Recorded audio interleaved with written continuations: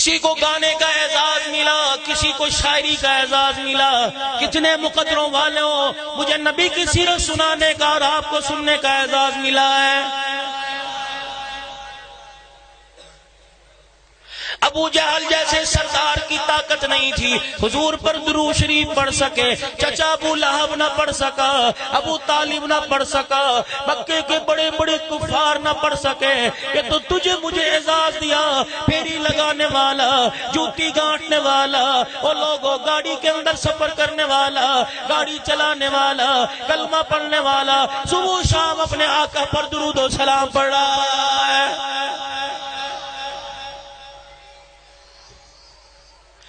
قرآن کی محبت دل میں لے آؤ، رسول اللہ کی محبت دل میں لے آؤ، بیت اللہ دیکھنے کی حسرت کرو، روزہ رسول اللہ صلی اللہ علیہ وسلم دیکھنے کی حسرت کرو، اسی حسرت میں رونا آ جائے، اپنی آنکھ کا بوسہ لے لو، اپنے آنسوؤں کو اندر زبان پہ رکھ کے نگل جاؤ۔ رب کعبہ کی قسم ہے، کسی کی آنکھ سے آنسو مال کے کھٹ جانے پہ نکلے گا، رشتے کے ٹوٹ جانے پہ نکلے گا، تیری میری آنکھ کا آنسو نکلا امام الانبیاء کی محبت میں نکلا ہے۔ علماء اکرام فرما گئے، چار چیزیں اللہ نے جس سے چھین لی سمجھ لو اس کی دنیا برباد ہو گئی۔ پہلی چیز کا صحابت القلب ہے، اس کا دل سخت ہو گیا۔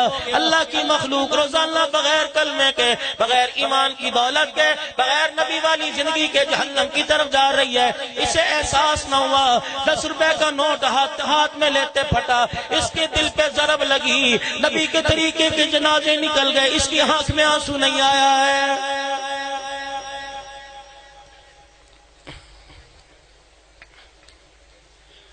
پاکستان کی تعمیر و ترقی پہ بعد میں رونا، کشمیر کی آزادی پہ بعد میں رونا، او لوگو پیسہ نہ ملے بعد میں رونا، پہلے سجدے میں پڑھ کے رو الہ العالمین۔ ہم تو نبی کے نائب بن کے آئے تھے، حضور والی زندگی کو ہم تو ساری دنیا کے اندر پھیلانے آئے تھے۔ جوتی گانٹنا اعزاز نہیں، ختم نبوت کے صدقے کار نبوت کو پوری دنیا کے اندر عام کرنا اعزاز ہے۔ او لوگو اپنا کھویا ہوا مقام واپس لے لو، جو مال والا قبر میں جائے گا حساب ہوگا، دکان والا جائے گا حساب ہوگا۔ قسم اللہ کی عزت کی، قبر کے اندر جو نبی والے کام والا جائے گا اس کا حساب نہیں ہوگا۔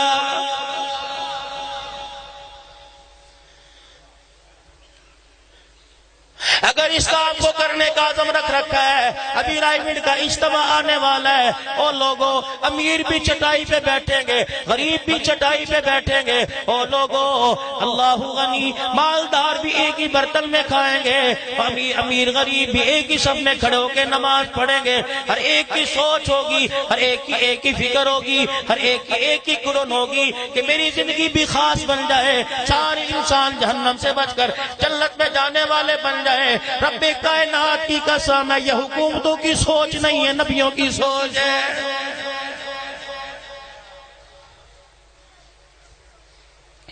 فرمایا جس کا دل سخت ہو گیا سمجھ لو اس پہ تباہی آ گئی۔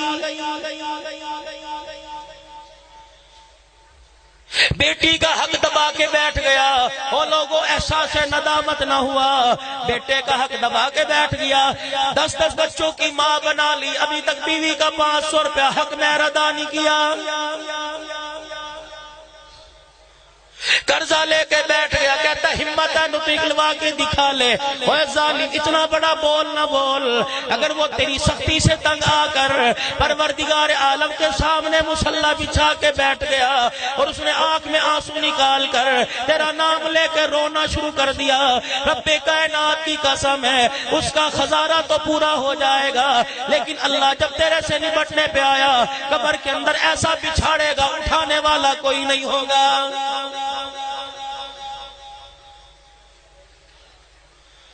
آج ہماری ہماری نمازوں کا، ہمارے سجدوں کا، ہماری زندگی پہ اثر کوئی نہیں۔ قرآن پاک کے 3 پارے پڑھے جا رہے ہیں، زندگی پہ اثر کوئی نہیں۔ تسبیحات کی جا رہی ہیں، زندگی پہ اثر کوئی نہیں۔ وہ کیسے اثر ہوگا؟ آج اولاد نافرمان ہے، بچے نافرمان ہے، کنبہ برادری نافرمان ہے، اور لوگ باپ ہو کے مظلوم بنا ہوا، اماں ہو کے نوکرانی بنی ہوئی، بھائی دکان پر پھیری لگا رہا ہے، چھاوڑی لگا رہا ہے، دکان پہ جھاڑ نہیں مار رہا ہے، بھائی کی غریبی کا احساس کوئی نہیں۔ او لوگوں، خدا کے واسطے نماز کا نور، سجدوں کا نور، قرآن کی تلاوت کا نور اس وقت آئے گا جب میرے گھر سے حرام کا دروازہ بند ہو جائے گا۔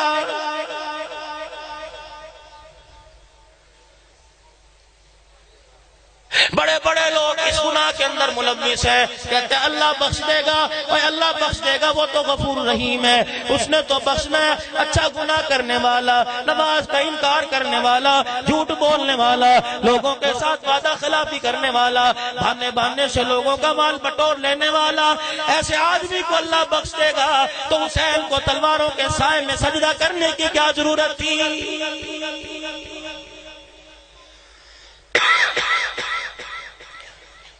مرنے کا وقت قریب آ گیا، مسجد سے چرپائی اٹھا کے دروازے پہ لا کے رکھ دی گئی، اعلان ہو گیا اتنے بجے جنازہ نکلے گا۔ چرپائی کے اوپر ایک ہرے رنگ کی چادر لا کے رکھ دی گئی، کالے رنگ کی چادر لا کے رکھ دی گئی۔ کیا ہے؟ اس کے کناروں پہ کلمہ طیبہ لکھا ہوا، اس کے درمیان کے اندر آیت الکرسی لکھی ہوئی، گھٹنوں پیروں والی جگہ پہ چاروں کل لکھے ہوئے۔ اوے لوگوں، جس کے جسم پر، جس کے کفن کے اوپر تم کلمہ نماز والی، قرآن والی چادر دے رہے ہو، اس کا کفن سے وہ نکال کے پوچھو تو صحیح، اور بابا 70 سال گزر گئی جو یہ قرآن کے یہاں چادر کے اوپر لکھا ہے، 70 سال کی زندگی میں تو نے کبھی پڑھ کے دیکھا کہ نہیں؟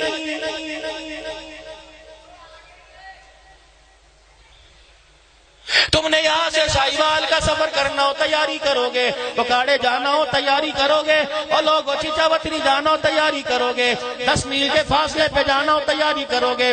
ہر سفر کے لیے تیاری پہلی ہوتی ہے، لیکن اتنی نادانی والی زندگی، اتنی نافرمانی بے پرواہی والی زندگی، اور لوگوں 10 میل کا سفر کر رہا ہے، تیاری پہلے ہو رہی ہے۔ موت کا اتنا لمبا سفر کر رہا ہے، اس کے لیے تیاری کوئی نہیں۔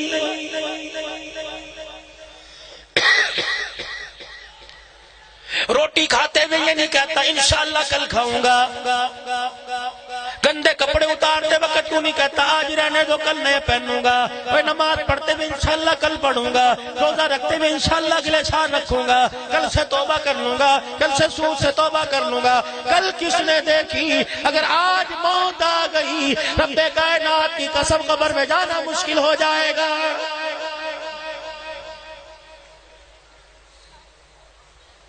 ضلع اکاڑے کے غیور مسلمانوں، اکاڑے میں رہنے والوں، کوٹ جان محمد میں اس جلسے میں آنے والوں، ختم نبوت کانفرنس میں آنے والوں، مقابلہ حسن قرات میں آنے والوں، مجھے ایمانداری سے بتاؤ، صبح اپنے اپنے قبرستان چلے جانا، اپنے اپنے گاؤں کے، اپنے اپنے علاقوں کے قبرستان چلے جانا، اپنے ابا کی قبر پہ چلا جائیو، اپنی اماں کی قبر پہ چلا جائیو، بہن بھائی کی قبر پہ چلے جانا، رشتہ دار کی قبر پہ چلے جانا، پکار کے آواز دینا اور کہنا قبر والے میری سنتے ہو کہ نہیں؟ میں تمہارے سے پوچھنے کے لیے آیا ہوں، دنیا کے اندر جن چیزوں کو کامیابی سمجھا کرتے تھے ان میں سے کوئی بھی چیز تمہارے کام آئی ہے کہ نہیں؟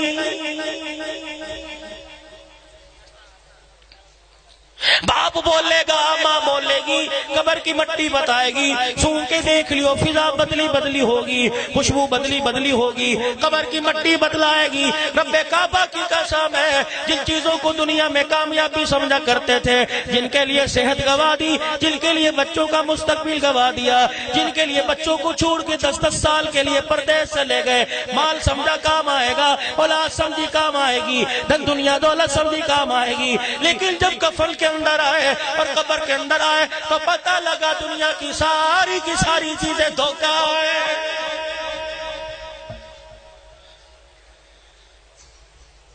میں نے کہا قبر کی مارکیٹ ہے، اس جہال کا کوئی بازار ہوگا، اس جہال کا کوئی پلازا ہوگا، اس جہال کی بھی کوئی مارکیٹ ہوگی، یہاں کا کوئی میرے عزیز و ماٹ ہوگا۔ میں نے قبرستان والوں سے پوچھا، قبر والوں سے پوچھا، بتاؤ یہاں کون سا روپیہ چلتا ہے، کون سی کرنسی چلتی ہے؟ اللہ اکبر، تمام قبروں میں سے آواز آئی، اے عبدالحنان، نوجوانوں سے کہہ دے، بوڑھوں سے کہہ دے، جنہوں نے زندگی کے نشے و فراز میں قدم رکھا، اتار چڑھاؤ میں قدم رکھا، ان سے جا کے کہہ دے قبر میں ریال نہیں چلا کرتا، قبر کے اندر ڈالر نہیں چلتا، قبر میں پاؤنڈ نہیں چلتا، قبر میں آنے کے بعد پتہ لگا یا تو رسول پاک کے طریقے چلتے ہیں۔